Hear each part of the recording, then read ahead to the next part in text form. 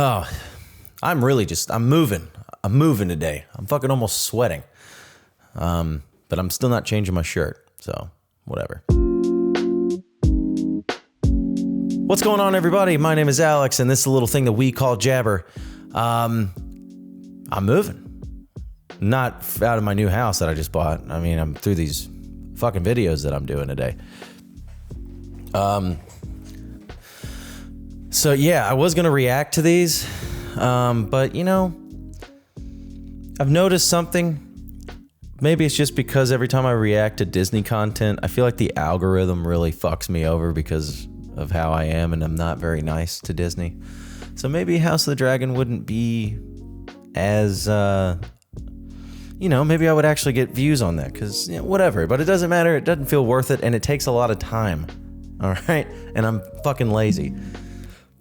So yeah, I watched the first 2 episodes of House of the Dragon, and before I let you know my pros and cons about both episodes, be sure to hit that subscribe button, like this video, so I can get 1,000 subscribers by the 4th of July, Independence Day. Shoot off some fireworks for me. I don't really even know why. It's not like I was in the military or anything. I'm just an American. Anyway, yeah, so I watched the first 2 episodes of House of the Dragon. Like I said, I was going to react, but it takes a lot of time. So I figured I would just do these in chunks. The only reason I'm picking the first 2 episodes to review right now is because I didn't do a review for episode 1. So we're going to mash it all into one and go from there. I'm going to try and speed around through this. I love the first season of House of the Dragon. I was inconsistent as fuck doing those reactions and reviews. Hence, probably the reason why I'm not doing them for this one. I did a couple. They're on the channel. Go watch them if you want. Doesn't matter. First season of this show was fantastic. I'm a huge Game of Thrones fan. The last 2 seasons, say what you will. As disappointing as they were, I have learned to just accept it, I guess, because they're never gonna really truly wrap that up in a nice way. George R.R. Martin is never going to finish those last 2 books, so we're never really gonna know the real true ending to that story. So House of the Dragon is the best we got right now, because at least that's sort of complete. So, anyway, the first season was great. I loved it. I loved it more so than obviously the last 2 seasons of Game of Thrones, and I sort of loved it a little more than I thought. The first season of House of the Dragon might have been a tad better than the first season of Game of Thrones. And yeah, that's fucking wild to say. They're neck and neck. I mean, it's such a good show. Anybody who tells you that House of the Dragon isn't a good show, they're fucking idiots. It's one of the best written things on television right now. Not that there's a lot of good content being written for streaming and television right now. It's usually all dog shit. So it is a breath of fresh air to watch something that people are taking the time and care to make and not woken it up like fucking Disney. Even though you have a non-binary person who's the lead, you don't see them, I guess. Hey, look at me using pronouns. You don't see them trying to muddle the fucking plot or the character develop or anything about the story or anything centered around the character about her being non-binary or gay or fucking anything. All right? They are a true actor and are just playing the role that they are given, which is what they're supposed to do. They're not muddying the waters. The writers aren't muddying the waters. This is how you write television and still have inclusion, I guess. I mean, not really, but it doesn't matter because it works and they're not fucking diddling it up just for the sake of diddling it up and to piss the fans off, which is, I'm going to be called a bigot, and that's fine. It's not the first time. But the fact that, that they don't feel the need to do that for once, in a show that has a non-binary lead, a person that is in the LGBTQIA plus whatever community. Maybe it's because the actress, what do I even call that for a non-binary person? Just an actor? The actor does not really tote it that I've seen in interviews. They don't attack the fans. See, look at me using the correct pronouns. They're not, whatever. They're just a person playing a role. That's what they're supposed to fucking do. And it's great. And it helps the show for it. You don't see this being ratioed, do you? There's a reason for that. And it's not because everybody in the world is a fucking bigot. That's just fucking virtually impossible. It's not getting review bombed. It's not doing any of that shit. It's because it's a good show that is well written and makes sense. That's why it's not getting fucking hammered on the internet. Take notes, Disney, Amazon Prime, fucking ruining the boys. Anyway, there's my little rant. So that is my first pro. That is not woke. Second, of course, the production value on both of these episodes is fantastic. The acting is fantastic. The writing is fantastic.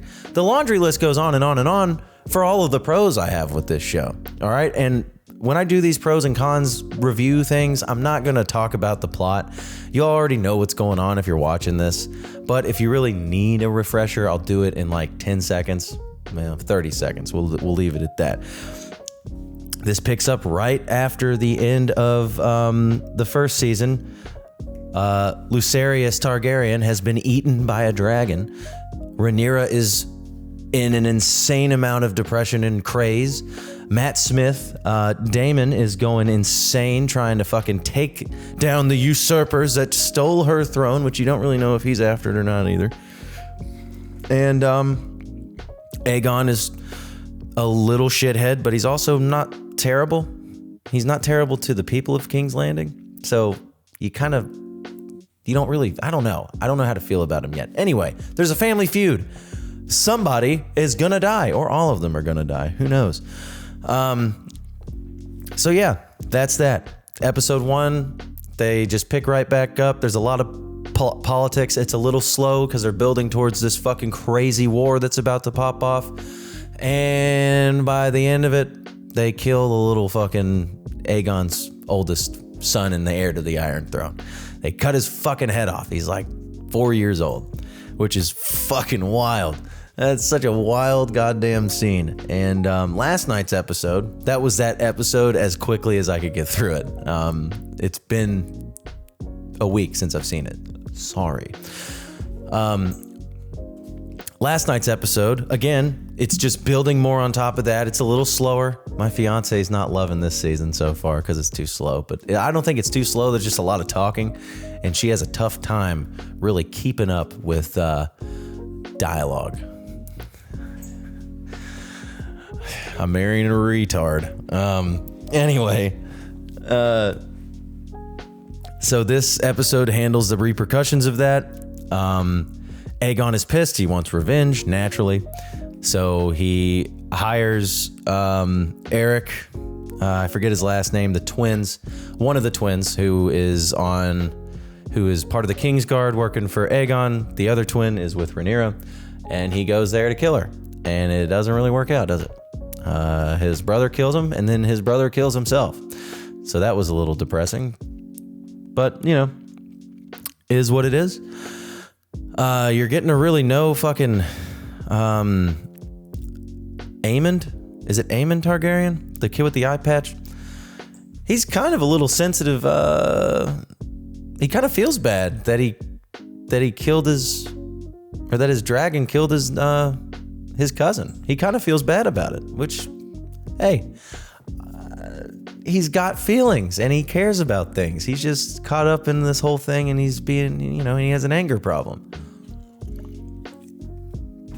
But again, whatever. So, Aegon gets all pissed off,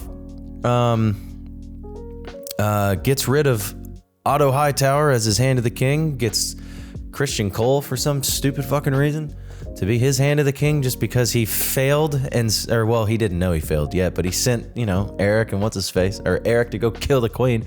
He's going to fire that motherfucker real quick when he finds out that plan didn't go accordingly.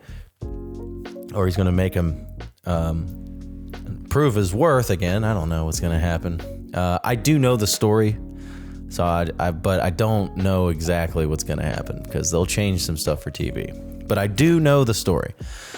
So yeah, I mean, look, man, I don't have a lot of bad things to say about it. Like, if I were to say anything bad about it, I'm not as intrigued yet as I was in the first 2 episodes of the last season.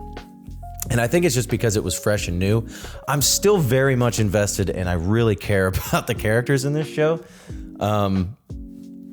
But it's not as like, I don't know. I think it's just because it's building up right now. So to my fiance's point, I kind of understand that it's not the most intriguing first 2 episodes, but god damn it, man.